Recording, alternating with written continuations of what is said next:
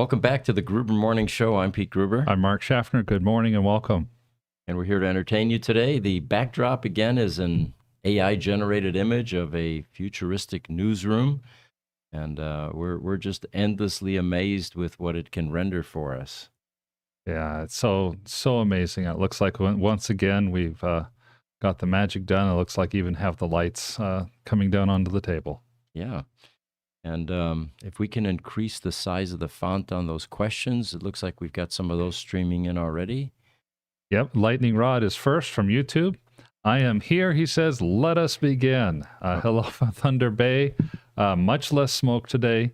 And then he said, have you ever heard of Edison Motors? They're hilarious. Yeah, very much so. We're going to get them on a podcast here. But yeah, those guys are definitely from a different background than most of the people in the EV space. Loggers, construction types, working on big diesels and electrifying them, and pretty interesting operation that they have. Fascinating, and love seeing the pictures of the guys. Yeah. So we probably want to wait till George chimes in before we do this then? Yeah, I think so. Okay. So once George from Watch Richard Rebuilds channel chimes in, he sent us a little gift here. Yeah, very nice. So I was supposed to start with Jesse and I came into some money, and we decided that with this money we were going to buy ourselves some Lucids, and we wanted to show you the two Lucid cars that he and I bought. I have a gold one, and he has a white one. And you need lots of money to buy Lucid, by the way. They're a bit more expensive than your average EV. Oh, and they're just absolutely gorgeous cars, too. So I'm jealous that you guys came into this much money. Yeah. So I think a picture will come up here shortly showing the two Lucids that Jesse and I own. And you... yeah, this is my benefit for doing the AI podcast with you, right? Exactly, I think so. Yeah, this is the Sunday morning, 10 a.m. There we go. Look at that. There you go.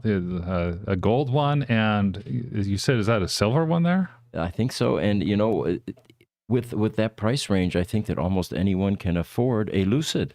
Yeah, Richard was kind enough to pick those up for us. How much were those ones, Richard? $1.25 a pop. Yeah. Not bad.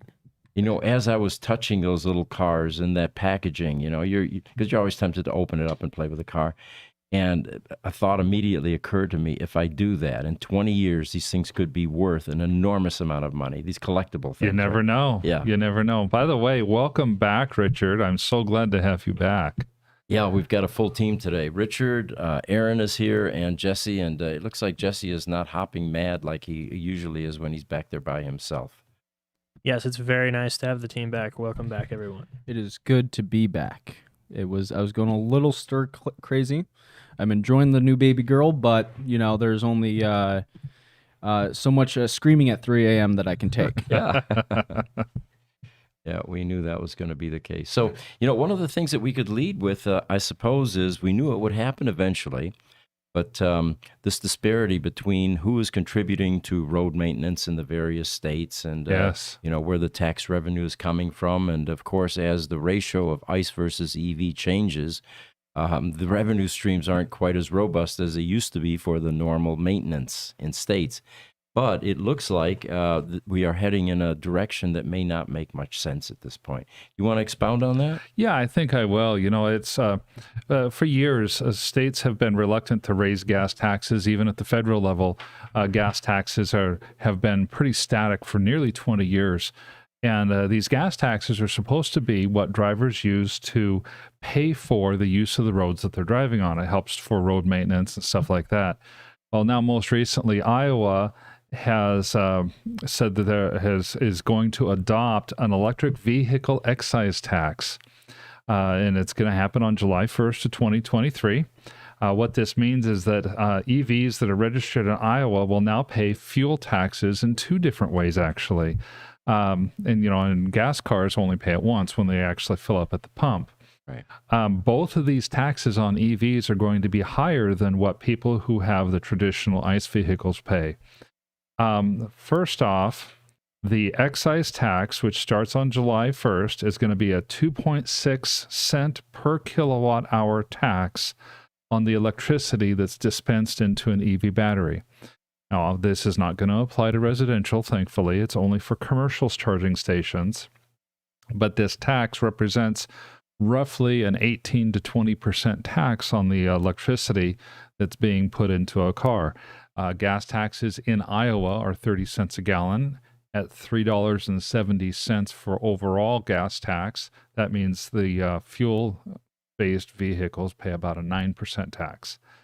In addition to this, the state is going to include a $130 per year registration fee for EVs, and that is also was supposed to replace the gas tax that the EVs don't pay because they don't have gas. Well, $130 a year equates to about 2 times what a gasoline-powered car pays in Iowa. I did a little bit of looking up on this too, Pete. Yeah. Do you know that Iowa is the 32nd state to do this?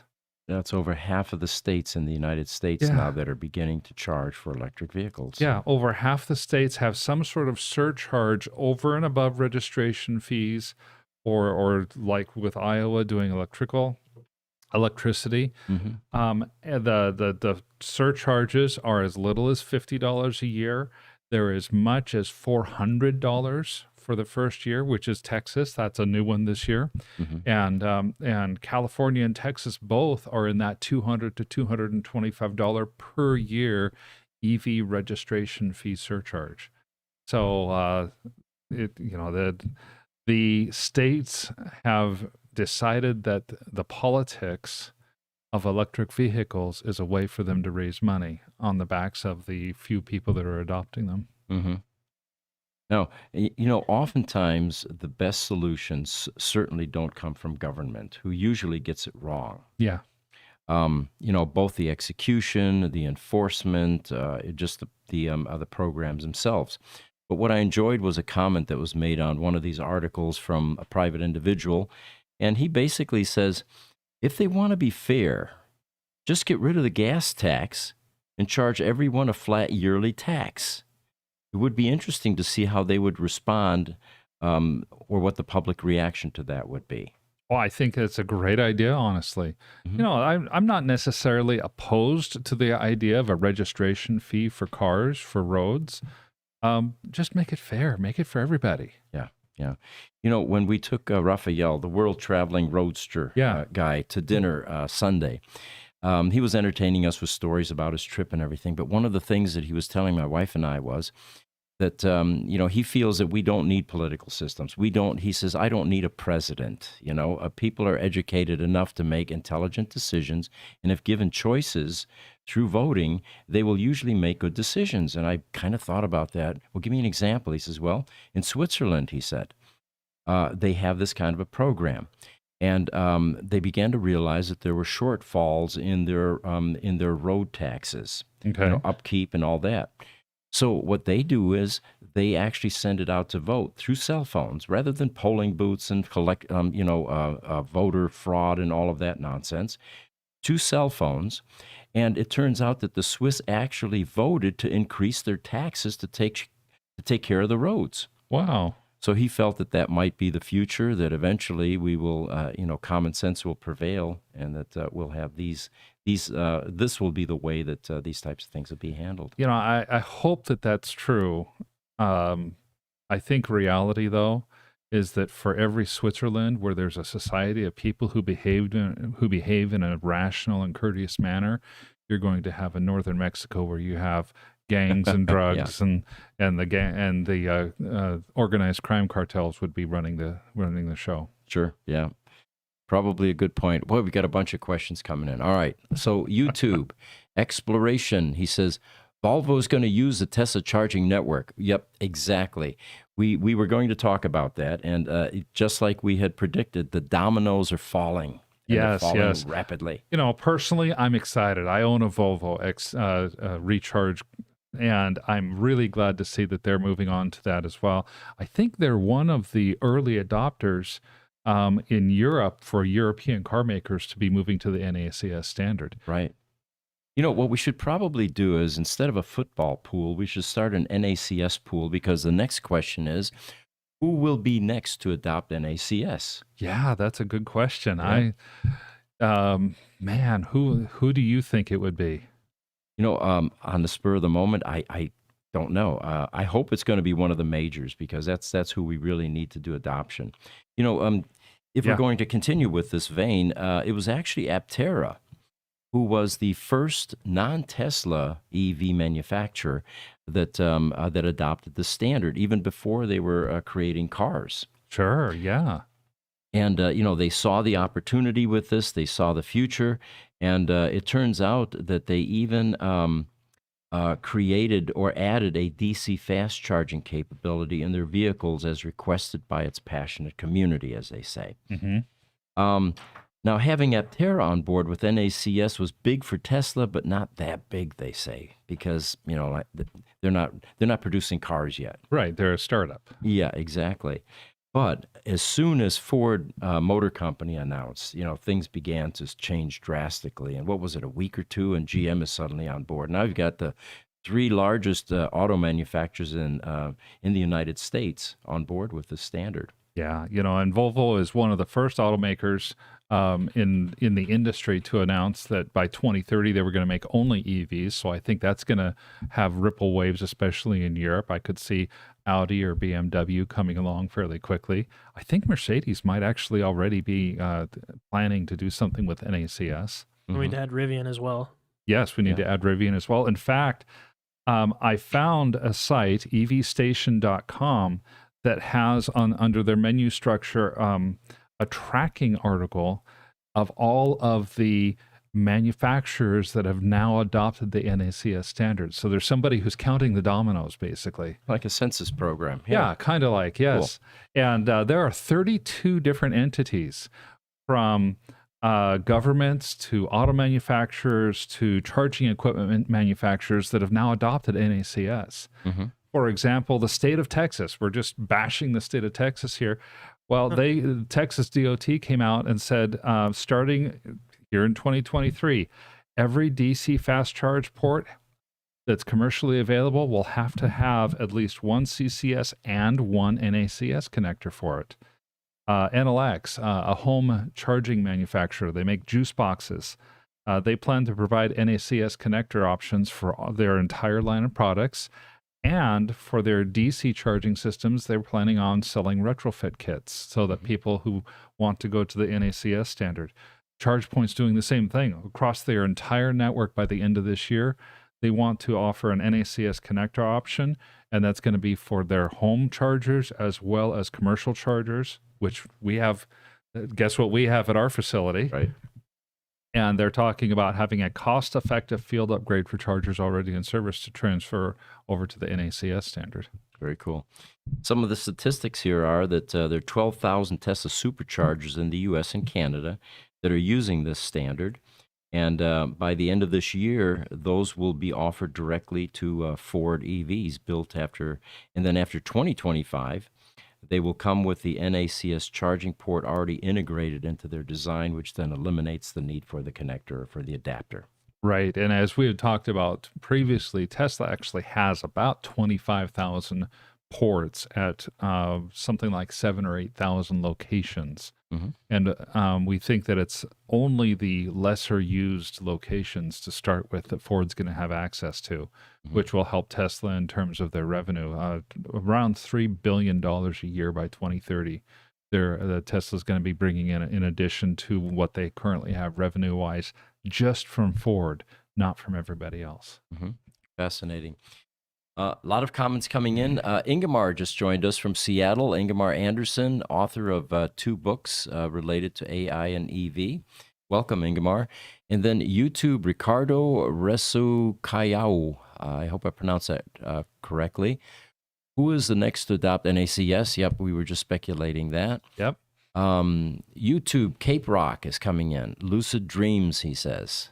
Yes. Brian Silver on YouTube. Talking about the taxes. He says it's inevitable. Super Cape Rock as well followed up on YouTube. Says, I got a joke about Iowa, but it might be too corny. Love it. That's awesome. Embedded the joke in the comment. John Lawson Lidstrom from YouTube also has said common sense is uncommon. I Yes. think he's talking about our Switzerland conversation. Yeah.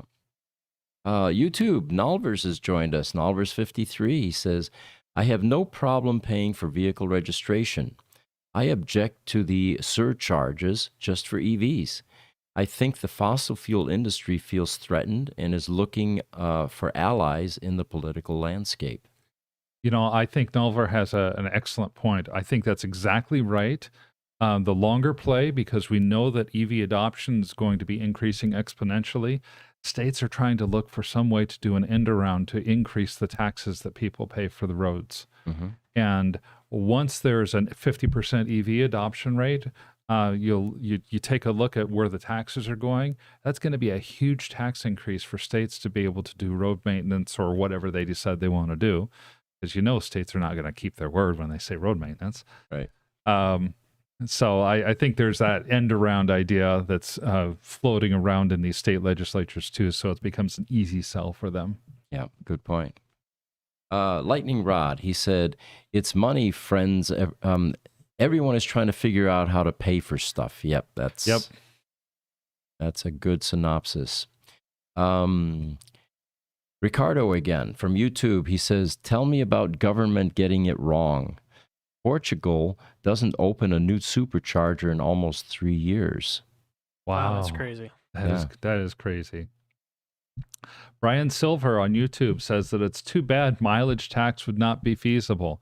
You know, with the way AI is going, it might be feasible at some point in the future. Some sort of automated process that's reporting the miles that you drive up to the government, and then you simply get a bill once a month or quarter or year. Certainly. You know, that kind of data is being collected in some of these EVs. Our maintenance guy bought a Tesla Model 3 recently. Yeah. And the insurance was pretty steep on EVs for a number of reasons, which we've gone into many times, I think. But in order to avoid that huge cost for insurance compared to his ICE vehicle, he ended up getting Tesla insurance. And Tesla actually tracks your driving habits, and it tracks your drive quality. You know, how many times have you veered off the lane? How many times have you run it up on a curb, basically, you know? Yeah. And then it adjusts rates proportionate to the quality of driving they see. And it includes, you know, street racing and some of the things that would pose some risk. So, no, you're right. I think the cars are becoming so smart that they're going to be able to track a number of things beyond just simply mileage.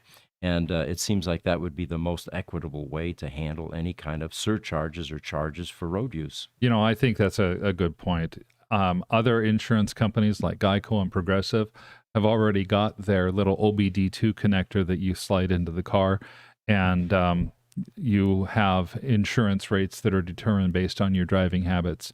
Allstate has done the same thing with their cars. They actually tell you if you want to participate in the program, you download the app on your phone, and when you're driving, you have your phone in the car with you, and the app tracks it through GPS. Sure. You know, interesting story. In the 60s and 70s in the last century, a insurance company still in business is credited or blamed for killing the muscle car era. Liberty Mutual. They began to change rates based on the type of horsepower that you had, the type of performance you had in the car. And they charged the heck out of the Hemi, cars. Oh, and, sure. the big block Chevys and all of that.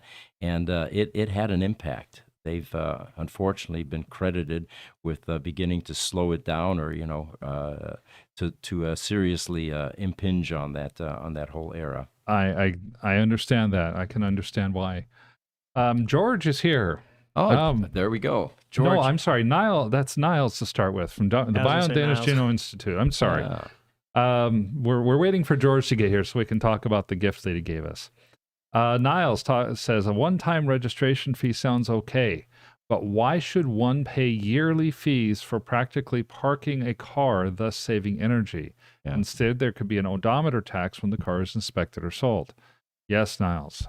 We fully agree. And, like we said earlier, most things that are government created generally need to be dialed in for some period of time before they become equitable, reasonable, and Yeah. more perfect. You know? Yeah. Lightning Rod is also saying my NACS is itchy. You need to get Yeah. that checked out. Just Yeah. speaking from experience. Yes. On YouTube, Super Cape Rock asks us, could big government legislate the Tesla plug as a standard design like all AC plugs and bypass Tesla?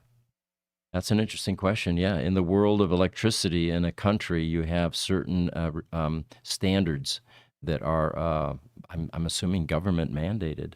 Yeah, they definitely are. And, right now what's happening is that the Biden administration, when they had the Inflation Reduction Act that was passed into law this last year and includes all that money for EV infrastructure, CCS was the standard that they chose.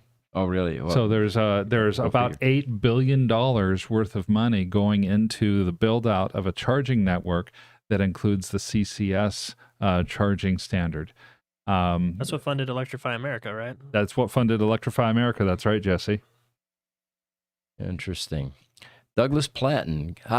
There he is. Good morning, Doug. And he says, morning. good morning to Gruber Motor Company. Thanks for joining us, Doug. And we did talk about you earlier. I don't know if you were listening, but we talked about your insurance, the delta between an ICE car and your new EV, and the fact that you went with Tesla insurance. If you want to chime in a bit, tell us a bit more about it. I think our audience would be interested. I think they would too. I did not even know that Tesla offered auto insurance like that. Yeah, it's brilliant when you think about it. Sure. The first thing that comes to mind, honestly, at what point does the government start stepping in to say, Tesla, you're becoming a monopoly? It's probably in our future somewhere. Yes, If they continue growing the way they have. Ricardo has another question. Will NACS ever come to Europe? it'd have to be modified. In the United States, it's single phase power. In homes, residential homes, businesses can have three-phase power. In Europe, three phases everywhere. So unfortunately, we're going to have some. Yeah, I mean that's why it's in the name, modification. North American Yeah. charging standard. Yeah. Exactly. So that leads me to the question of you. Okay, so three phases everywhere in Europe. I wish it was more like that here in the United States. What happens with the Teslas right now? Do the Teslas that are in Europe have a different They do plug indeed. connector? Yeah, they do indeed. When Raphael was here, his trunk was filled with various adapters. Yeah. Almost the entire trunk. And it wasn't just Europe and North America. Other countries, there is no global standardization yet. Right. And that's true also for AC, outlets in homes. When you go to Europe, you have two little round holes. That's 230 volts, 50 hertz. In the U.S., you've got two little rectangular holes, and that's 120 volts, 60 hertz with a ground. So unfortunately, when electricity began to get very popular, they had the same problem. Standardization, global standardization was not yet possible. And of course, it was before the information age, before Right. people traveled extensively, before it became a huge issue.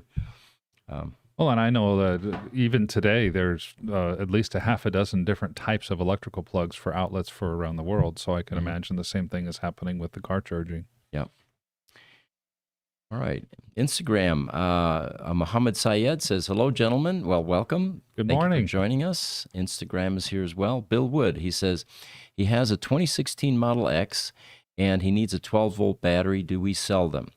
I live in Key West and it needs to be shipped. Yes, if you go to Gruber Motors, to the website, and there under shop, there are sections for the various Tesla vehicles, and there's a Model X column, and we do have that battery there that you can purchase right online.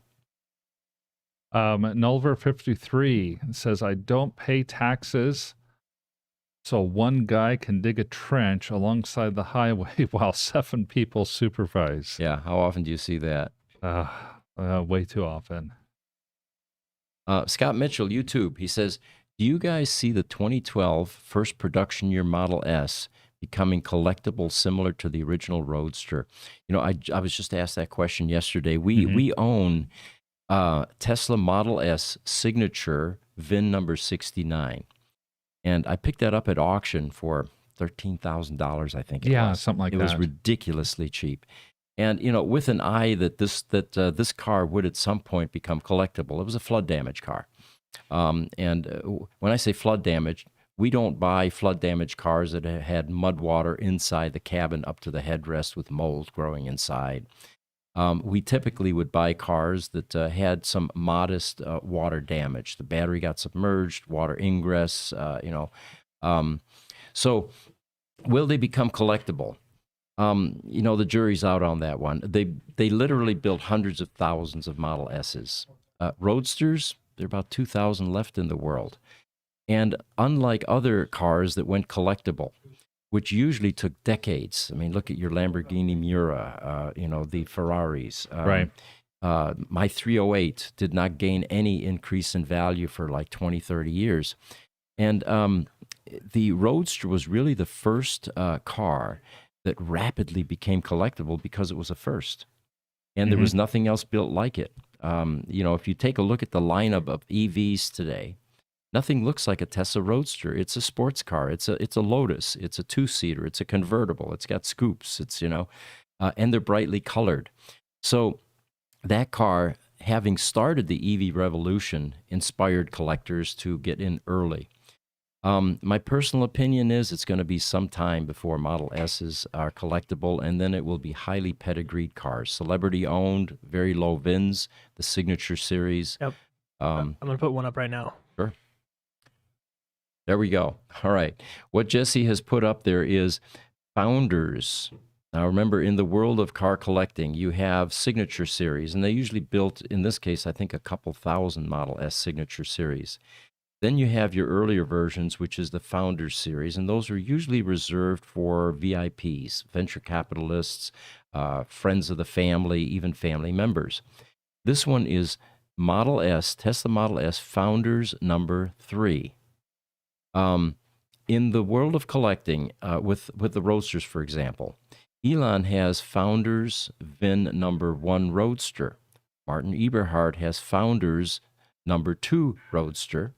And its mate from this car that you see up here, and they're being sold as a set, is Founders number 3 Roadster, along with Founders number 3 Model S. And this particular owner had the foresight to get in early and try to get cars almost the same color. One is a signature red, the other one is a fusion red, or radiant red, I think. But anyway, these are both Founders number 3 cars. These two cars have not yet garnered any bids. It'll come eventually because we have other cars that are rapidly gaining bids. But if you're interested, here's a Model S Founders number 3 that's available. They will not be split, so you need to buy them as a set. And a Founders number 3 Roadster is certainly highly collectible. Yeah, and I think I agree to your point. When it comes to these cars, a Tesla Model S, it's almost like the 1965 to 1969 Mustang. Mm-hmm. There were, there were tens of thousands of those that were put out onto the road. There are a few left. They're pedigreed. It took them decades, but now if you can find one, it's going to be worth some money, especially if it's had the time to be restored. And that's going to be the true with the Model S's, like that Model S and Roadster that we've just displayed.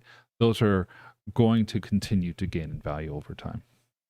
We have another question from YouTube. Thomas Santana says, how many Signature and Founder Model S's does Gruber see roll through the shop?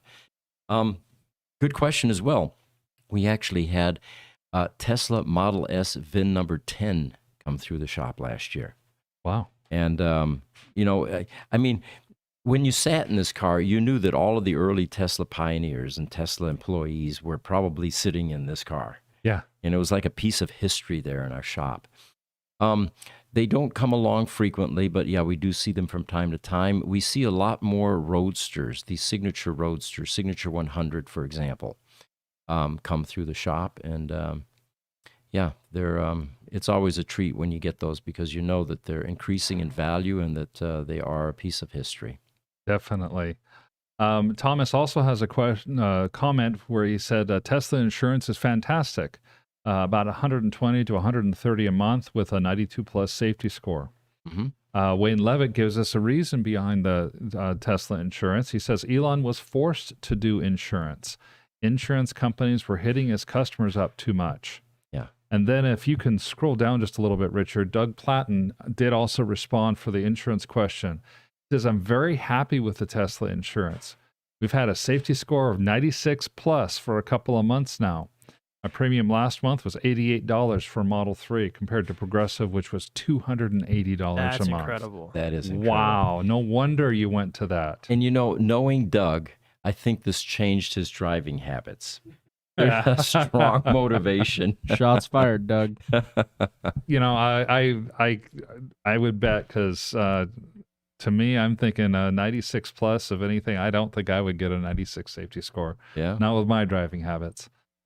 So YouTube Lightning Rod says, "Hey, I want to buy a 308. It's mint." I'll tell you, I bought that 308 Ferrari, which is the lower end Ferrari, by the way. It's just an 8-cylinder. It's not a 12-cylinder engine and highly optioned. But I kept that car for 23 years, and I thought I was going to die with that car. And finally, I looked at the maintenance, and I looked at storage issues and all that, and I finally decided to sell it. I sold it at the wrong time. I was underwater when I sold it. It went to Mexico City, and within a year, they started to go up. Oh, Which often happens. It spiked at one point in time during my ownership when Enzo Ferrari died. And it went from like $35,000 to $40,000 up to $80,000, $90,000. And that's the time I should have sold. It's kind of like investing in stock, Yeah. You want to buy low and sell high. But they are cool cars. The Tesla Roadster so much reminds me of that 308, both in size, the small cabin, the scoops on the side, and of course red tan. Most Roadsters are brightly colored, but red's a pretty popular color. The difficulty getting in and out. Totally. Oh yeah, same issues.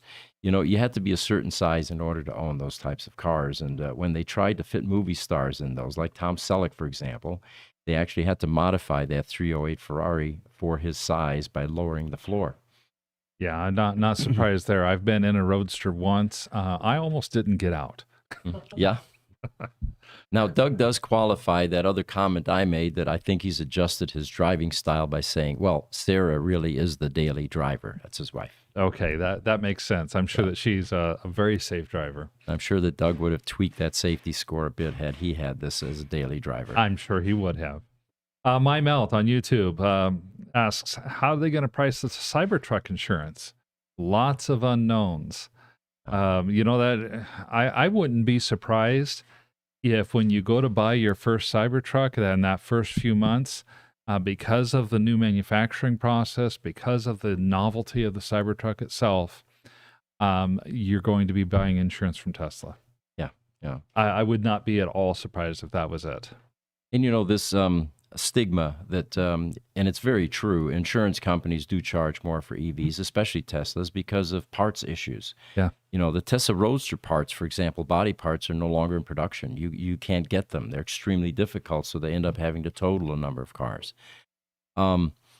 With the other cars, though, that will improve. It will change. Once these EV manufacturers begin to focus on their legacy vehicles out there and supporting them more. Right now, the primary focus is let's keep production, schedules as high as we can. Let's make the shareholders happy. We need volume. And but once they mature, like all car manufacturers eventually do, if they survive, then it begins to improve. And the insurance game is about risk management. If they begin to see parts beginning to become more reasonable, more timely, then the rates will adjust. Yeah, by all means. When they keep track just based on their own policyholder history of who all has cars, and they've done this for generations. Who has a car? Who's driving a car? Who's crashing a car? Right. Those basic things. And then once a car crashes, what's the average price to get that car fixed? Right. All of those types of things go into insurance, and those are just the basic ones. Mm-hmm. At some point, AI will take over the insurance world like it's going to take over many other areas. Everything, yes. Yeah. Everything. So YouTube, Mart says there's nothing better than Big Brother trying to watch how fast we can go from zero on-ramp stoplight to accelerate to highway speed where they're raveling at 10 miles an hour plus over the speed limit, and especially when that speed limit is 75 plus. Yeah, yeah. Yeah, that's man, that is true. That's true. There's a lot more oversight with these technologies continuing to improve. Cameras on cars, cameras on stoplights, and yeah, I think things are going to change. It's inevitable. Mm-hmm. We'll find ourselves in a Black Mirror episode in no time. Yeah, those Black Mirror episodes are becoming more realistic by the day, unfortunately. Yes, they are. So Lightning Rod says, "Lo, all of them, Gruber is foundational. I think Gruber is the leader in EV aftermarket. Maybe that's not the right term, but foundational for sure." Well, thank you. Thank you, Lightning Rod. That's a high compliment. Mm-hmm. Ricardo on YouTube, coming to GMC, it says, if you guys can do anything to help solving the supercharger situation in Portugal, the whole community would be much appreciated. Maybe even spreading the word. Big thank you in advance. Yeah. Patience, I guess, is the byword here, because we watched the evolution of electric vehicles in the United States, and it happened fairly rapidly. But as the infrastructure grows, adoption rates grow, it becomes more mainstream, all of the infrastructure will begin to improve, and oftentimes rapidly. For a while, the Germans weren't warming up to EVs, which was kind of odd because they're very much into alternative energy. I mean, even 20, 30 years ago when we went there, you would go out in the countryside in Bavaria and you'd see farmhouses, with the porches, with the geraniums and the cows in the fields. Mm-hmm. And you look up on their roof and they've got solar panels all over. The German government provided great incentives for people to, go sustainable energy. Sure. They're now doing that with electric vehicles, and I think Elon's gamble to put a gigafactory right in Germany was a very smart move, because once they warm up to something like this, they're all over it. Oh, by all means, and I know Mercedes is coming out, and they have their EVs they're coming out with. They've announced that they're going to go all EV. I know that BMW is moving that direction, and they're just among the German automakers they're doing it, and they make some of the best autos on earth.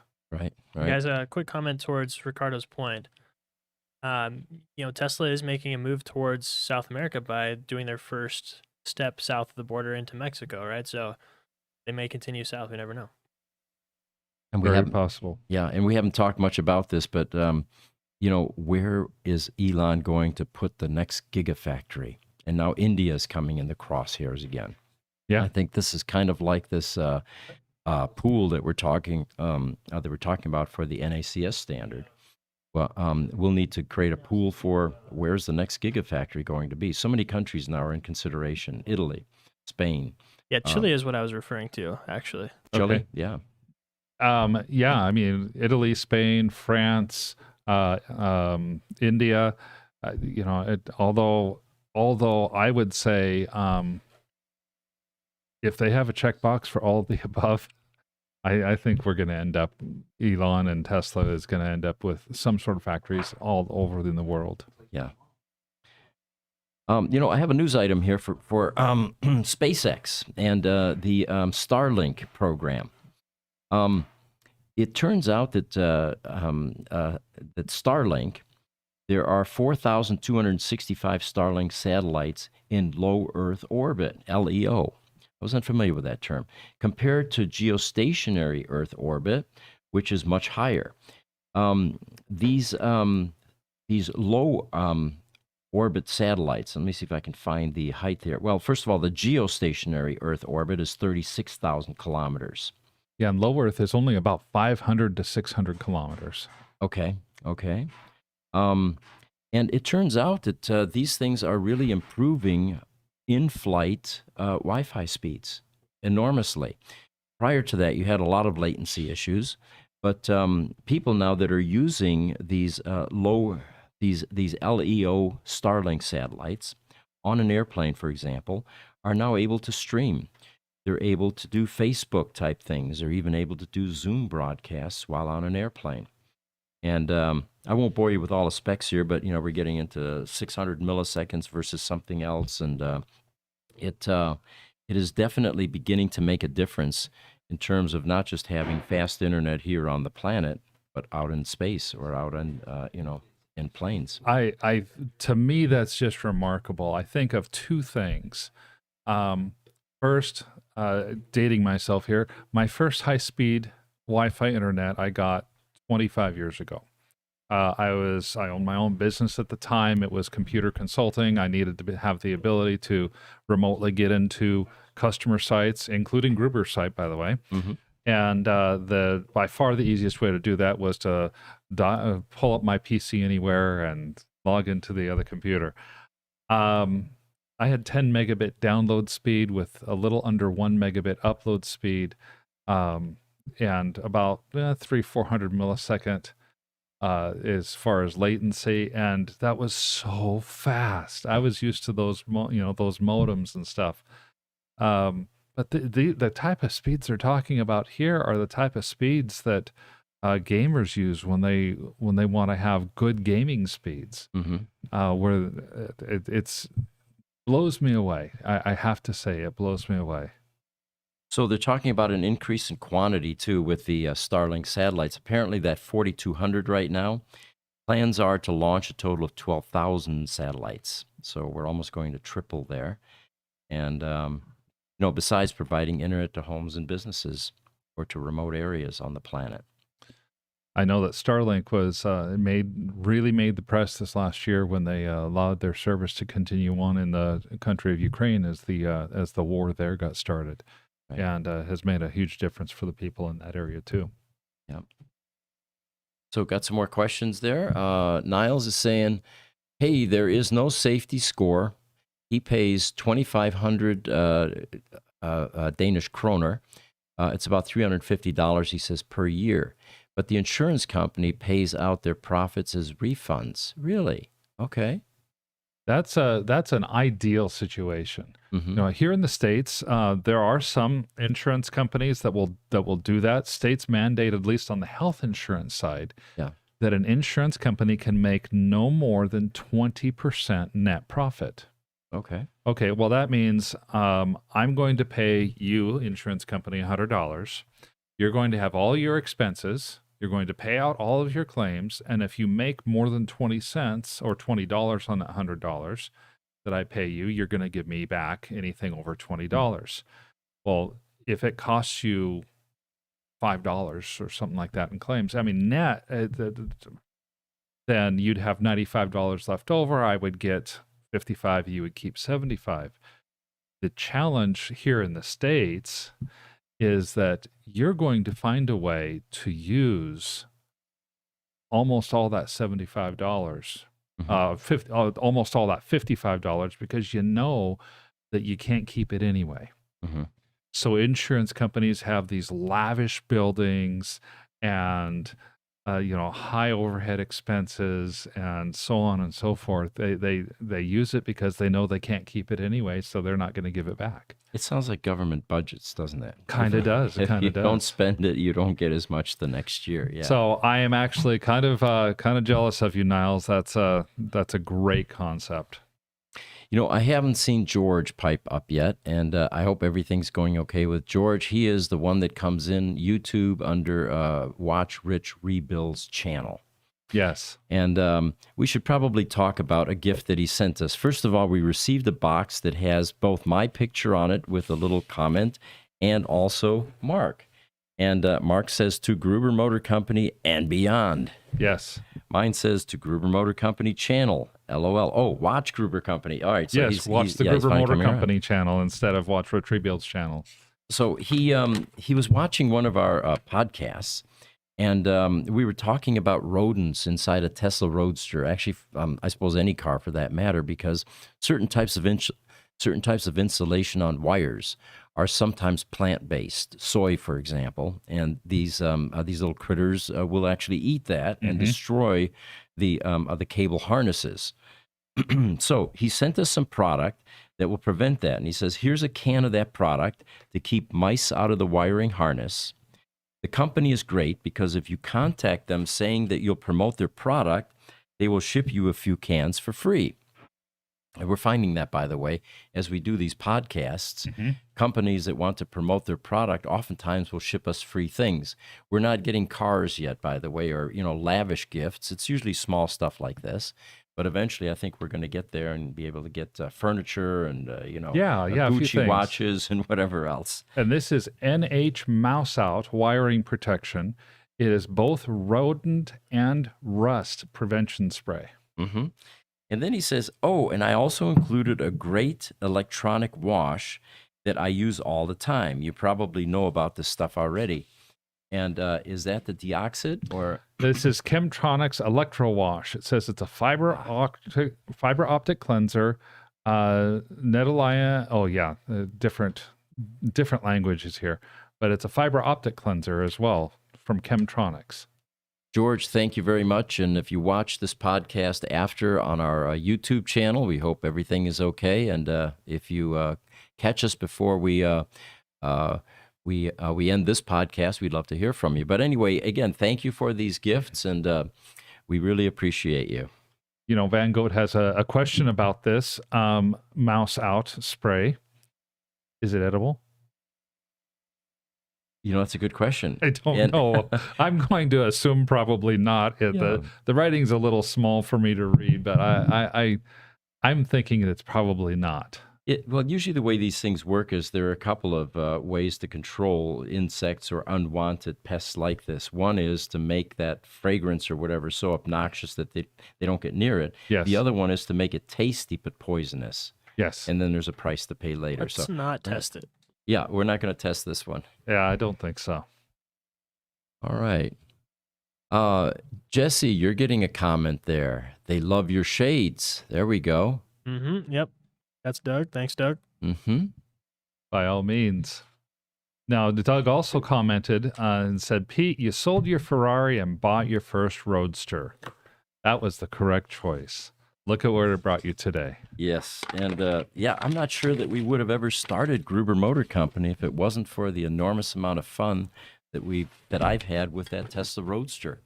What it does is there are a number of key differences between the Roadster and a Ferrari. Styling-wise, it's the same. Getting in and out is the same, like you guys mentioned. The colors are always bright and nimble, fast on the road. It's a true sports car. Where the major difference was in the upkeep and maintenance. My maintenance virtually went to zero with a Tesla Roadster, and with a Ferrari, it was constant, steady, and very expensive. You can't just get a normal tune-up or it's a $3,000 to $4,000 experience when you get a tune-up. And then every 30,000 miles, you have to have an engine teardown where they go in and they replace your head gaskets and they regrind your valves and cam bearings, and so it gets very expensive. I think that was around $25,000 to $30,000. And they have to do that no matter what, even if you're not like racing it like a race car. You don't have to do anything, but there was a doctor in town here that skipped getting his timing belts in his Ferrari 308 replaced. They actually have rubber belts that control the upper cam, which is what controls the valves as they go down into the cylinder housing. He skipped that, and one of his cam belts snapped. Oh. And what happened was all the valves dropped down into the cylinder head. See, it actually made that noise, I'll bet, right? Yeah. Dropped down in while the piston was coming up, and now he had to get a new engine because it just destroyed things. Why they're that sensitive? Yeah, it's like a race engine, I suppose, and the tolerances are very tight, and beyond that, I can't tell you why they're so sensitive, but maybe it's planned obsolescence.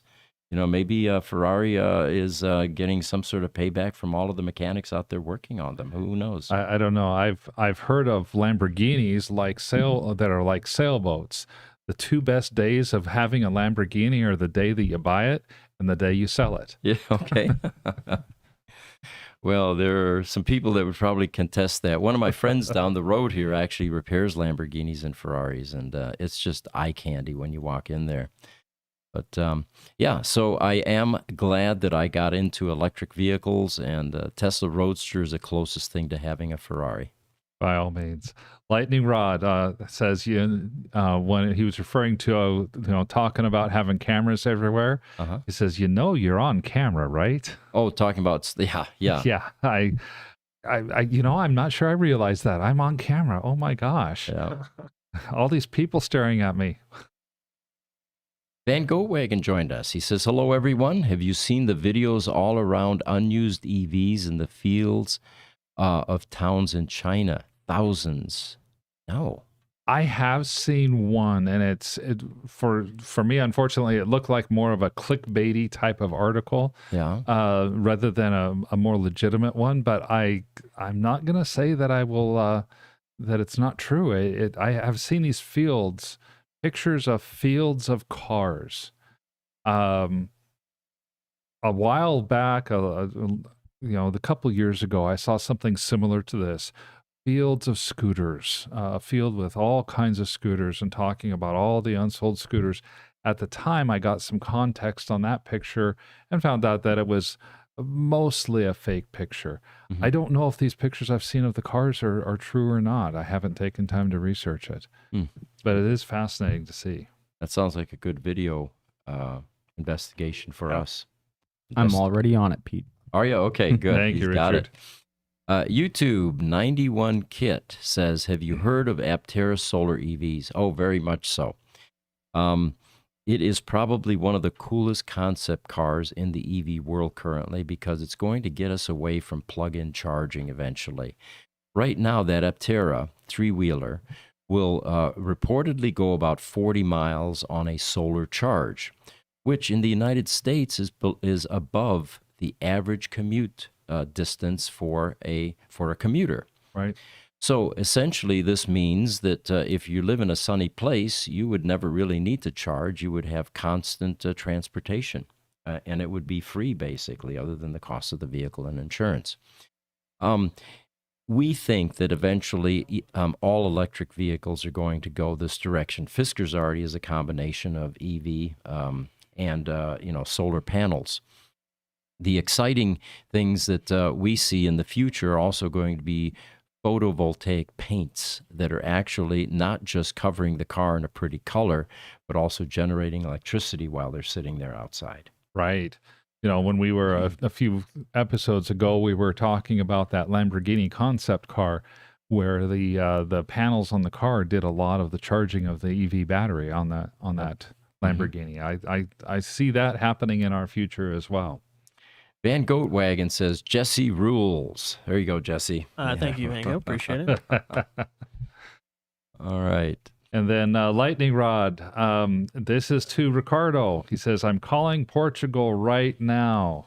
There you go. Yes, Yeah. and Richard corrected me. I was referring to Peru earlier when I misspoke, not Chile. Yeah, okay. Okay. Then YouTube, Super Cape Rock. Germans also eat sauerkraut and take cold showers. I think when they were talking about putting the factory there and all the hoops they had to jump through and all Oh, yes. Yeah. Well, doesn't everybody eat sauerkraut and take cold showers? Well, yeah, I don't know. Sauerkraut's actually pretty good. I enjoy it with a good Schweinsbraten, Schweinsbraten, that's pork roast. Oh, my God. Mashed potatoes, potato salad. I used to hate it when I was a kid. Now I love it on my hot dogs. Do you? Sauerkraut. Yeah. One of my memories growing up, lived in northern Idaho, and we didn't, you don't know if you're rich or poor. You're just growing up. Yeah, we lived in a little 8-foot wide by 30-foot long, basically camp trailer for 2 years. And I remember in the one spring, my mother had, and still actually has, a heavy porcelain crock pot. And she would make sauerkraut out of that pot every year. And I do remember the smell of sauerkraut wafting through the inside of the trailer as she would open it up after like 6 or 7 weeks to make sure that the fermentation process had taken place properly. Interesting. Inexpensive foods. And, they came out of poverty, basically. Yeah. Sausages, smoked sausages. They had no refrigeration. It was one of the ways to preserve things. Salt pork, salt cod, all of those types of foods. Anyway, we're getting way off track here. Anyway. Niles asks us, when it comes to insurance, why would competition not eliminate those insurance companies that have lavish buildings?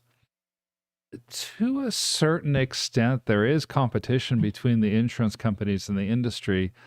Um, Nobody can prove anything over here, but I have a feeling that there is a certain level of collusion that takes place. My opinion only, I can't prove it, but the fact that so many insurance companies can come so close to one another in their rates based on who you are and what car you drive, I can't believe it's anything other than there's information that's shared throughout the industry. Yeah. Of course, there's a very negative term which carries stiff penalties, price fixing. But yeah, no one likes to admit that. Yeah, even using the term collusion is the same type of thing. So I can't prove it. It's just my own speculation. But I think that there's stuff like that goes on as well. Well, maybe we can start a whole new YouTube channel called the Gruber Investigations. Yeah, there we go. go. And jump into that. We'll go into the healthcare industry. We'll go into the auto insurance industry, and we'll figure out who's been fixing those prices, and we'll bring them to justice. A number of exposés will result. Yes. Yeah, like that. All right. YouTube Lightning Rod says, I'm starting a rumor that Tesla engineered these cars for 1 million miles, and it's a total game changer from everything else before it. That's a good rumor. That's not only a good rumor. I think there's a chance that there might be some truth to that. Yeah. You know, I know we have an earlier comment. It's kind of scrolled off the screen. Somebody who has bought their 2013 Model S. They have the free supercharging. It's a 60, and it has about 180,000 miles on it. And they're planning on replacing it with an 85 battery sometime soon. And I just thought, wow, that's fascinating. And the thought occurred to me, there are so few moving parts on these vehicles. It's going to be very easy for a Tesla Model S or Model 3 or Model Y or most of the electric cars to just go and go and go and go. Mm-hmm.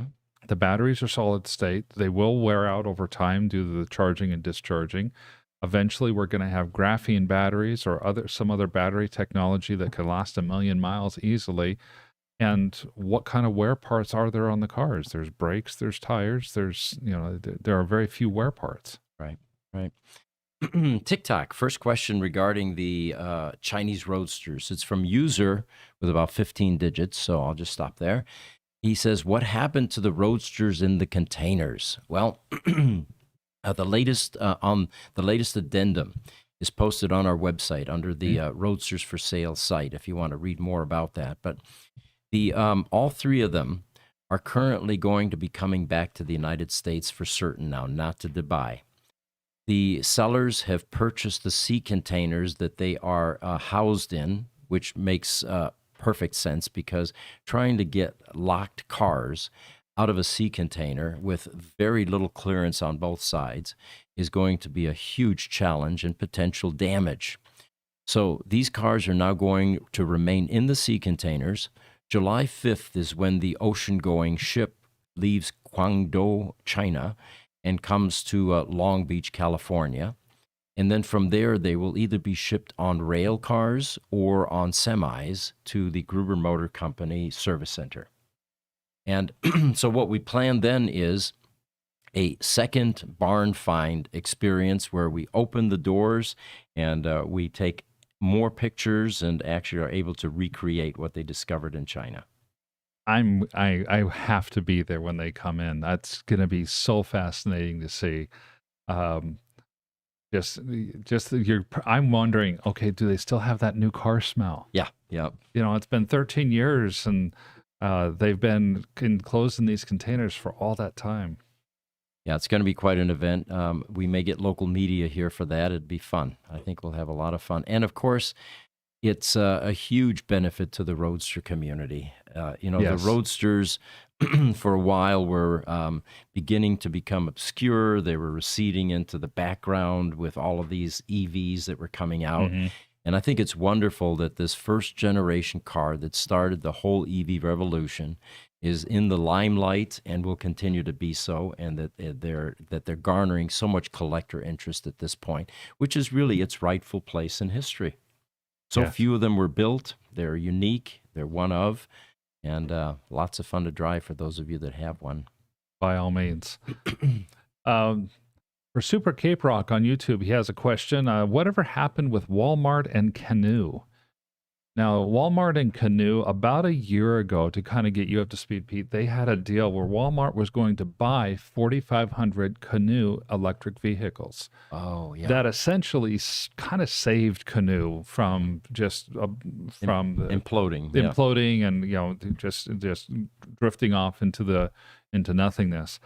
I have not heard much since September, where there was speculation last September that even Walmart's deal might not be enough to get Canoe off the ground.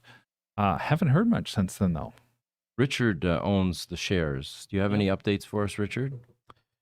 So I guess I should disclose that. Wait, don't. Oh, There you go. Oh no, they've seen my eyes. They know that at least I'm not a cyborg. Everybody else is still safe on that speculation. I guess, yeah, I should disclose that I own shares of Canoe. I haven't heard anything of it. I know that with some of the EV companies going under, there's a lot of concern right now for Canoe going the way of other companies. They do have other contracts. They've got King Bee, one that starts with the Z. They had some kind of contract with the U.S. Army and NASA. So hopefully, right, knock on wood, I've got a pre-order in for the pickup truck. Of course, now with little Sierra May, I may get the van, unfortunately. But, well, they are down significantly, too. It looks like they're at 42 cents a share today. It's down 6%. that's rough. Going through that ramp period with any manufacturer, but especially EV manufacturers, you've got so many things that need to be resolved from meeting regulatory approvals, crash testing. I mean, the list just goes on. And then, of course, developing a design that is production ready, and then all of the bugs that come out of that process. Some of these companies just don't make it. In fact, this is probably a good time to start talking about Lordstown. I was going I to think say it that, is.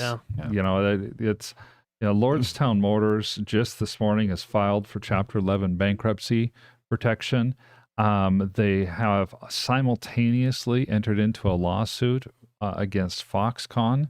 Foxconn was supposed to be one of Lordstown's largest investors, and there is a dispute back and forth as to, for Lordstown, they're saying that Foxconn did not come through as an investor.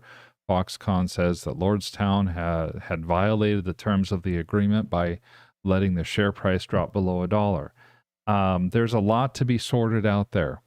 A couple things important to know. Lordstown Motors, it's going through a Chapter 11 bankruptcy.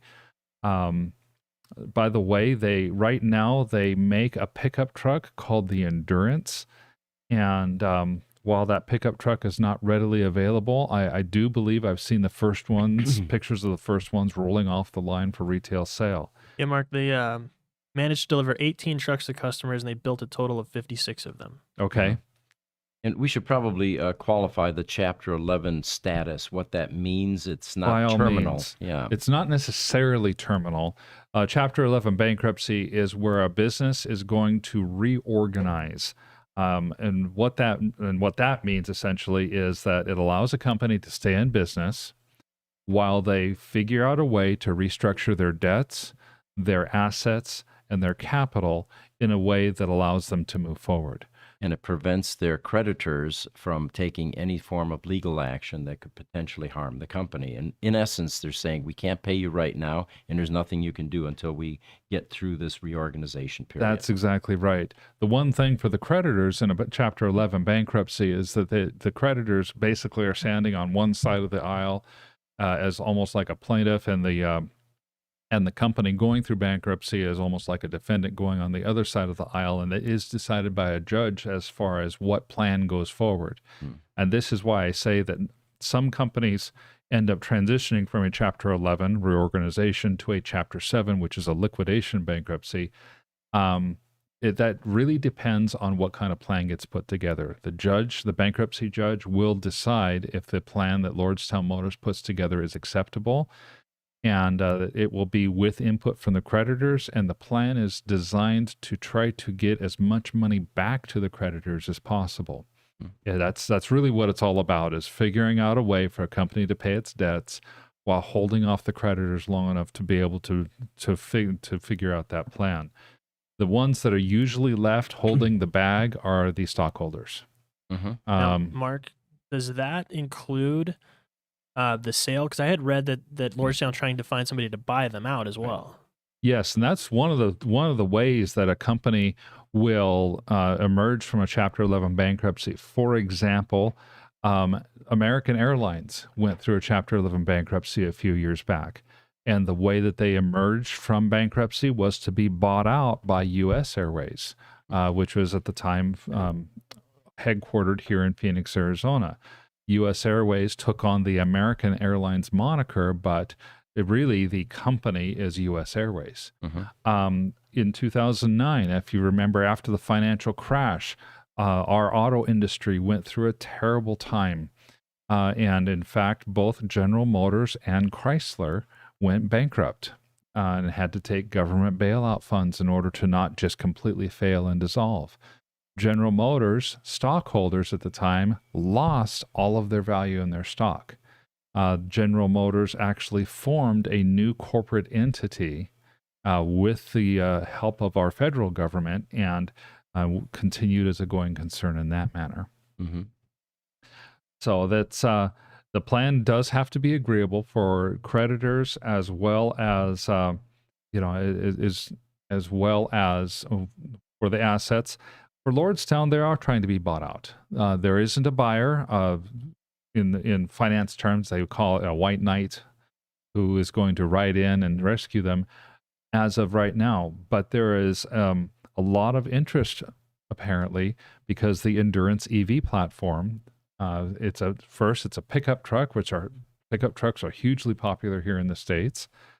Second, the design is already done. The factory is already done. More than anything, they're probably 90 to 95% of the way there to the finish line. If somebody who's well-funded comes in, can buy Lordstown and pick up that line, maybe they even rebadge it, they could be ready-made with an EV and not have to go through the 3 to 5 years of pain of all the research and development.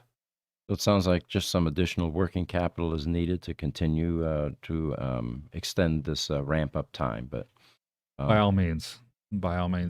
And while this is probably not the only EV company that's going to go under, simply because of the nature of the industry, I don't think of this as a first domino to fall type of thing. Like with the NACS standard, I feel like this is more of just an individual company that got into trouble because they thought they had an investment deal with a company, Foxconn, that said X, and then Foxconn came back and said, "No, we're not. We're not going to do that." Right. Okay. YouTube Lightning Rod says it's easy to get off track because of the time lag. That was the sauerkraut The conversation. sauerkraut. Okay. Oh, yes. Thanks for pointing that out. YouTube, Megan Canona asks, once the battery of a Model Y 4680, that's that structural battery pack, which once it undergoes degradation, will it be possible to replace it? And I think repair is probably something else that most people would want to ask about that. First of all, these EV battery packs are lasting longer than anyone thought. The Roadster battery pack, for example, oddly enough, the 2008s, some of those are still going strong. And we have not yet begun to see or experience end-of-life symptoms in the Tesla Roadster 18650 multi-cell battery packs, which happens to be the same cell that was used in the early Model S's. So how long the structural battery pack will last? Is it repairable? Is it replaceable? That's all yet to be determined. It's definitely replaceable. In fact, that probably happens often. If you have a car that's still under warranty, take it to a Tesla service center and they will swap it out for you. The question is it repairable? That typically does not happen at the Tesla service centers. It happens back at Lathrop, California, where they have their remanufacturing center. And we don't know whether Tesla feels that the 4680 is repairable. Sandy Munro's team did a teardown, and their initial conclusion was, this doesn't look very repairable to us. You know, you've got a real challenge just getting the lid off it, and then you've got all this pink poly stuff inside as a potting compound. So how do you get it anything to repair? And we had them join us as a guest on our podcast, and we discussed the fact that what they had experienced is exactly what we have been dealing with and experiencing for years in the other battery packs, the Roadster, for example. And we find workarounds. That's our mission. That's our job. We're the reverse engineering experts when it comes to EV batteries. Until we see one of these structural battery packs and get a chance to reverse engineer and figure out how to repair, we don't know how to answer that. And the reason we don't see them is because they're under warranty, and we only see out of warranty cars. Still got a while before those come off warranty. I Still think. got a while, yes. Yep. The very first of the Model 3s are going to be coming off a warranty around the end of 2025, early 2026 for the battery system. The rest of the car mechanical pieces is typically a 5-year warranty, and those pieces, because the Model 3 is a 2018 car, are actually starting to come out of warranty this year. This fall is when the very first pieces of those cars will come out of warranty. YouTube, Peter Trezzolo says, are you guys happy to see other auto manufacturers adapt Tesla's charge system? If I wasn't sitting here in front of a mic, I'd get up and start dancing for you. That's how happy we Yeah. are. We're ecstatic that standardization is finally coming into the EV world. Well, and I'm particularly happy about the Tesla standard being the standard that gets adopted as well, because and if nothing else, I don't know if it's the people who are manufacturing the CCS charges versus Tesla, or if it's the simplicity of the technology itself. All I know is that Tesla superchargers are reliable. Mhm. The other superchargers are hit and miss. You have these nightmare postings from places like people that have gone to Electrify America.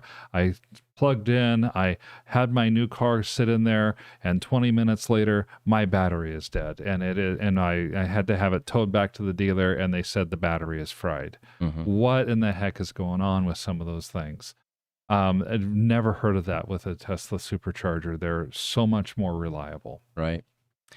YouTube, Super Cape Rock says, Lordstown is up to $2.06. Buy. No, wait. Sell. Good point.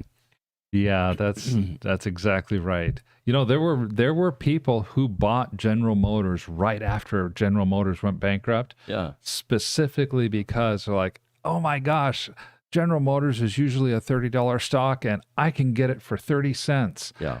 I'm going to spend a couple $100 just on the off chance that they don't wipe out all the shares. I was one of those people. You were. I thought I told you that story. Maybe not. Yeah.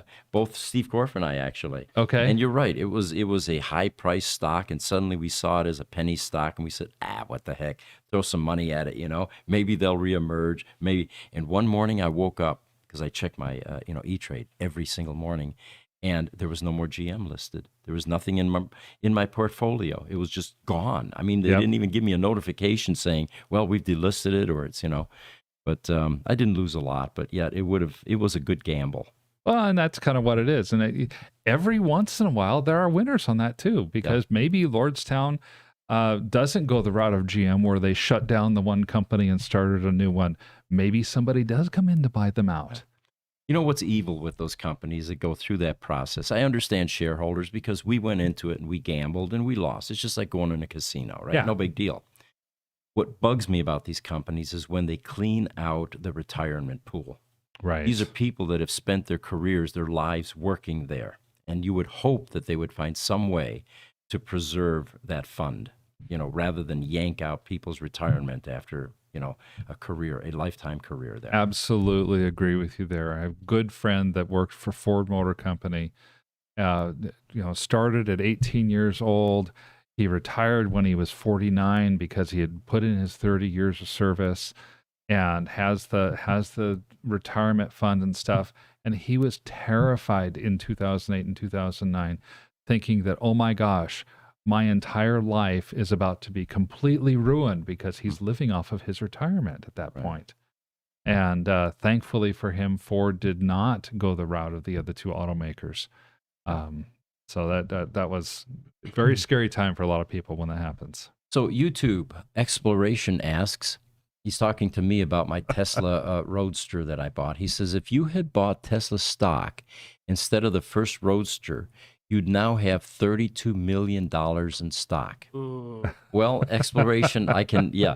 And, this is the same argument that people make about the second generation Roadster when they put a down payment on that Signature, $250,000 for that Signature series. Yes. What was that, 5 years ago or more? Yeah, more. Yeah. Yeah. Same argument, but I had the foresight to do both, by the way. And my first Tesla stock purchase was $35 a share. And that was before all the splits, mind you. And but although it sounds intriguing and I made lots of money, I didn't. I'd fancied myself a day trader, right? And I would go in and out of that stock, and it would go from 35, eventually went to $80, I think 85 or something. Okay. We were all so excited, and of course we're all taking profits, right? Selling it. And but anyway, you're absolutely right. The enjoyment that I got out of the Tesla Roadster, though, I would have never been able to do with a bank statement or a stock portfolio. So that's my argument that it was worth the purchase. By all means. By all means. Bill Wood on TikTok says, when will Tesla come out with the new 600-mile battery, the 4680? The 4680 is being produced in some of the rear-wheel drive Model Ys right now. Is it? Okay. So there are Tesla vehicles. It's the batteries that the Texas Gigafactory manufactures, and it's the long-range rear-wheel drive Tesla Model Y that's getting those. Mm-hmm. I don't know. I don't believe it has a 600-mile range as of right now, but I think that there is the chance that they're going to move toward that direction, especially with the Cybertruck. Right. I don't think it's going to be for a little while, though, because Tesla is depending on Panasonic to also manufacture the 4680 cells. And Panasonic a couple months ago said that they were going to have to delay their 4680 cell production until early 2024 due to some technical issues. Interesting. Okay. We're probably, coming to the end of our podcast here this morning, but I wanted to touch on one more subject, unless you guys have anything. You're probably aware that there is a potential UFC fight that is going to be occurring between Elon Musk and Zuckerberg. Right? I have heard of that. And it's become kind of a media circus at this point in time. In fact, the UFC president, Dana White, came out and said, quote, both guys are absolutely dead serious about this. And there's probably a wink, wink in there somewhere. Probably. Yeah. My take on this, and I'd like all you guys to chime in, by the way. These two gentlemen are highly esteemed on this planet, and I have a high regard for them. But my placing them in that category has absolutely nothing to do with their physical prowess. I don't revere Mark Zuckerberg because he dabbles in jujitsu or has a second-degree black belt or anything like that. I find these guys remarkable in that Zuckerberg was able to keep it together. I mean, he clearly lucked into this Facebook thing. Oh, yeah. He stumbled into it, but he was able to hold it together and continue to listen to people that helped him make it grow. Sorry, Mark, but that's how I feel. Yeah. Elon, all right? Elon has so many wonderful traits. He's bright as can be. He's aggressive. He's assertive. He's a great team leader. But he's not a UFC fighter. I don't, he's going to get hurt in this ring. Both of them will, right? Yeah. So, more power to them. I think this is the greatest media circus I remember in the last century, the Thriller in Manila. You guys might be too young for that. Yeah. When they had thrown Cassius Clay, which was later Muhammad Ali. He took the Islamic name. Thrown him out of the boxing world. And in order for him to box anybody, he had to do it on some obscure island because the main countries would not allow him. He was banned.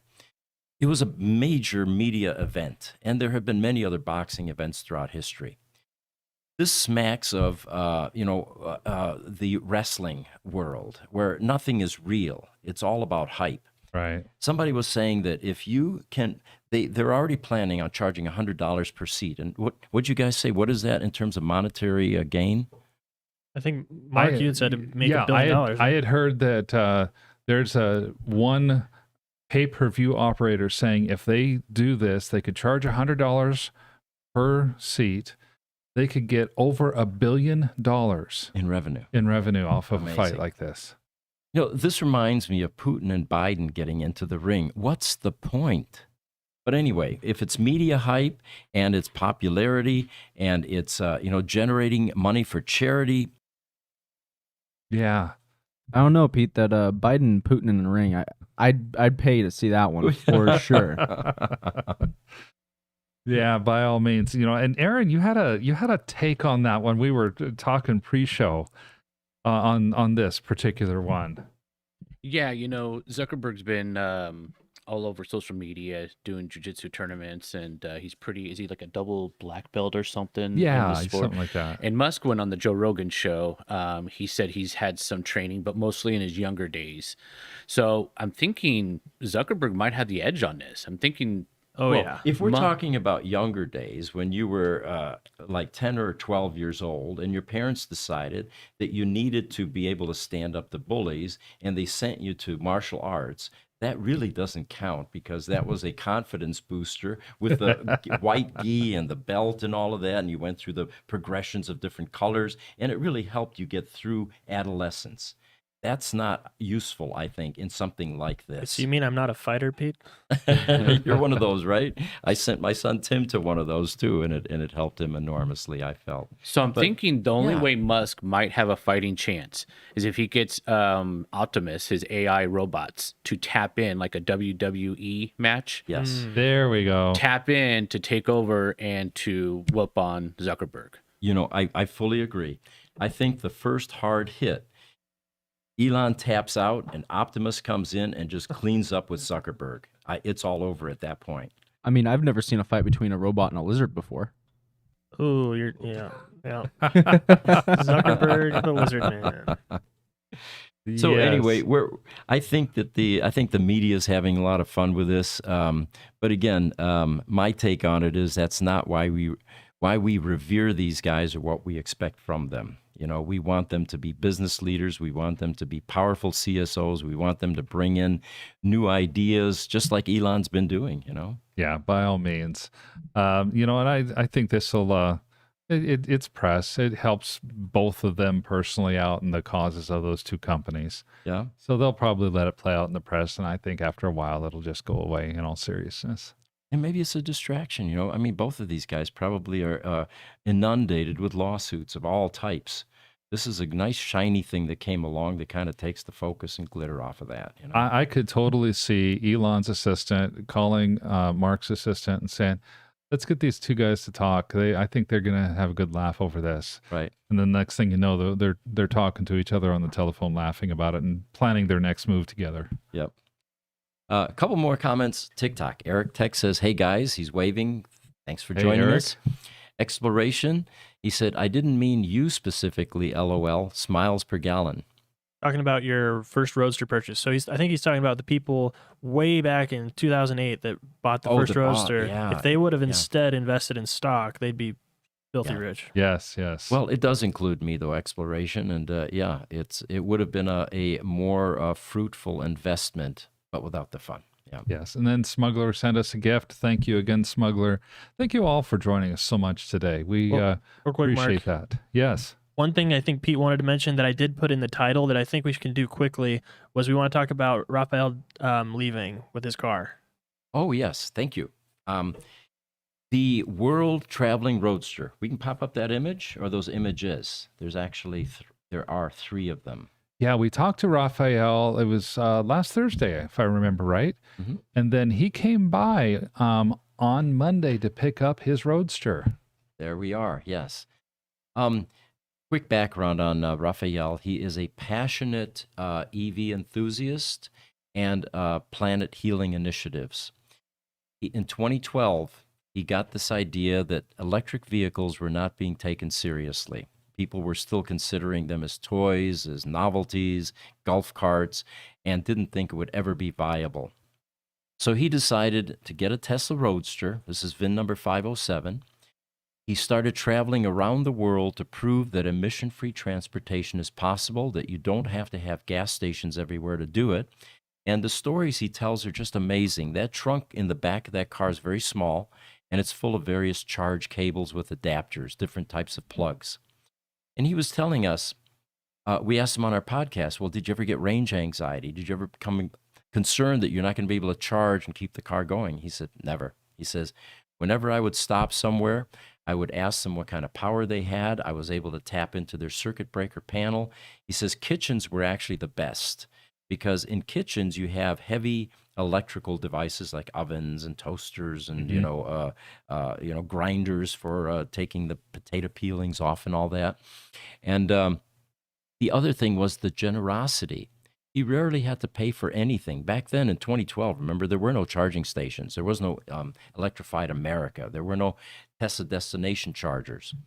So he was actually able to find power wherever he needed it, and people were very generous in just giving it to him for free. They were fascinated by what he's doing. We have one other picture, guys, actually two other pictures. If we can, yeah, that's the next one. If you notice there, he let us put our logo on the back of his car. And we were debating whether the front or the back would be better. And he says, well, more people are going to see the back because I'm assuming he's so fast that, he can zip past them all. They're going to see his taillights. But the next picture will tell us what the next adventure for Raphael is. And by the way, Raphael lives in Romania, was raised in Germany, and born in Spain. He's multilingual. And he found that people could communicate even if you didn't speak the language. Even in China, he says, which is, in his opinion, the hardest language to learn, he says he was able to, communicate extremely well. Everybody took him in. They were friendly. He was actually able to go through the war-torn areas in 2012. He went through Ukraine. Mm-hmm. He can't do that anymore. He said his goal now is to stay away from those volatile countries, and he included Iran in that country. He's going to take the southernmost route when he goes back to Asia, and then eventually goes back to Barcelona. But in the meantime, this is his itinerary. He is leaving Phoenix, left yesterday actually. He's going to cross the United States and go back to Miami. And his reason for doing that is he wants this to be a true emission-free transportation. When his Roadster died in Hamburg, Germany, it was actually Munich at a museum, he had to transport it to the port up in Hamburg. And from there, he wanted it to go across the ocean to the United States, to our shop, in some form of emission-free transport. So he found a sail ship that had an empty cargo going to the U.S., but was coming back with coffee in Central America. So they ended up initially thinking it's not going to fit. How's it going to go into a cargo hold? How's a car going to go in there? And he said, well, this is a Roadster. It's smaller. And sure enough, they took some measurements, and they were able to squeeze this thing into the cargo hold of this sailboat. And when I say a sailboat, it's a clipper ship without any motorized, components.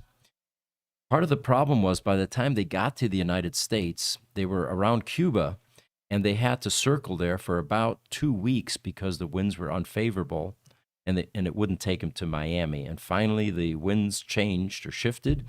He was able to get to Miami. Now we were in a quandary. How are we going to continue emission-free transport across the United States without Tesla semis being released yet? And that was the end of last year. So we bit the bullet and decided the only way to get it to our shop is to use a diesel transport, and it came across. So his reason for going back to Miami, he wants to recreate that or wipe that clean from, and then from Miami, he's going to go up to Canada, to Nova Scotia, and part of his goal is he's been planting trees around the planet. And in conjunction with the university, they're taking core samples to see what the pollution is like in these various rings. Apparently, trees, you can see the... Yeah, you can see based on the growth of the trees, and they can see things like global warming and pollution. So up in Nova Scotia, apparently there is a tree there that he planted, and it's now has an 8-inch diameter, and he's going to take a core sample there. Then he's going to go across the United States, all the way to San Diego, where he has another tree that's been planted, another core sample. Then from there, he's going to make his way up to the northwestern part of the United States, eventually ending up in Seattle. And he's thinking about having his Roadster PEM cleaned by Carl Medlock's shop, actually, who is in Seattle. Okay. From there, they're going to again do an ocean crossing to Asia and then eventually end up back in Europe or Barcelona. So that's his itinerary. And I found Raphael to be a remarkable person, one of those passionate individuals that absolutely, truly believes in their cause. Very generous individual, kind-hearted, and He was our last podcast too. If people want an in-depth, him talking about all this stuff, you can go watch our last episode. Thank you, Jesse. Thank you. Yes, absolutely. On our website, yes, the last podcast will have Raphael's picture on it, and for those of you that want more information. You can also go to the website. I mentioned it on the last podcast. I'll mention it again here. It's 80 eDays, so 80edays.com. And he has the map that we showed, as well as the map around the world. The fact that he's going to be going with several teams of people. Some of them are taking the entire journey with him, and some of them are taking just certain legs. Mm-hmm. Looks like Douglas Platton's chiming back in. When we had the picture up of the VIN 507 in front of the building, he says, nice looking building. And the reason he's saying that is Doug is the one that put up those letters on that building. Great job, Doug. And his second comment is, what is the range of this new Roadster battery pack that got installed in VIN 507? By the way, we did not install the battery pack. That was Tesla Tempe. They're the only ones that are building Tesla Roadster battery packs currently, and there was a lot of support from Tesla in the retrofitting of this car for its next journey. They put him in front of the line for the battery pack, and we had a pack within 2 months. Normally, it's about 8 months to a year. Yeah, and that range on a standard charge was about 355 kilometers. Mm-hmm. If for 60 miles being 100 kilometers, that puts it at a little over 200 miles of range. We think in a range charge that it would be somewhere in the low to mid 400 kilometer range. Although we've heard tales of people that put their Roadsters into range charge and get all the way up to 500 kilometers of range. And he was on his way to Tucson yesterday. I haven't heard from him yet, but I'm going to check in with him to see how he's doing and where he's getting his power from as he's going. We gave him a CAN Senior adapter, so he's able to use all of the Tesla destination chargers. A Roadster will not DC fast charge, so he won't be able to use superchargers. All right, I think we're wrapping our show here this morning. So. What do you think, guys? Anything else? I think that's good.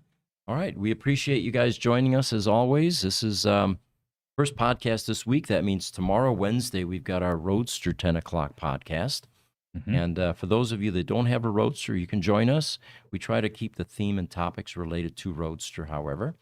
And then Thursday, we have a guest. And who's our guest, Jesse? It will be the bearded Tesla guy. So we've confirmed. I'm going to double confirm with him today or tomorrow. But he talks a lot about newer Tesla stuff, and he has really good insight into tax credits and some other stuff. I think Aaron has some questions prepped for him as well. Did a little research for us, so he'll be here Thursday. So our goal is to have 2 podcasts for this EV per week, and Thursdays we're trying to get guests in each one. So and we'll announce it ahead of time so you'll know who's coming and what kind of questions will be relevant to ask. And that is his name, bearded Tesla guy. I did not forget his name. Okay, good. Just to clarify. Friday, we've got our Gruber Power Services podcast at 10 a.m. in the morning. It's related to UPS's uninterruptible power systems, lighting inverters, things in a data center. And then Sunday, Jesse and I are still volunteering to do an AI podcast, and we're having a lot of fun with that one because there's so much mystique and concern about how we're going to transition into AI, which is reminiscent of any new technology that's come along. Initially, the phenomena is discovered, and then the applications begin to come along. And one of the things we'll be talking about is how these tools, this AI tool, will be able to be used in business. And one of the things we did this week was I typed into ChatGPT, tell me what a error number 1144 in a Tesla Roadster means. And I wasn't expecting a solid answer. What it came up with was astonishing. It knew exactly what it was, where that error was what it was related to, which was the PEM cooling fan. It used that very terminology. And it occurred to me immediately that AI will probably be on every mechanic or technician's workbench for a knowledge base. And again, we're not talking about just the company's knowledge base. We're talking about the total sum of human knowledge being available for that kind of consultation, which is unprecedented. Oh, by all means. In fact, as I was reading through this morning, some of the articles that were background for the things that we've talked about today, there was at least one article that said this article was written with assistance from ChatGPT AI. Superb. Just superb. All right. So anyway, thank you for joining us. We really appreciate you guys, and we'll see you next time then. Take care, and we look forward to seeing you tomorrow.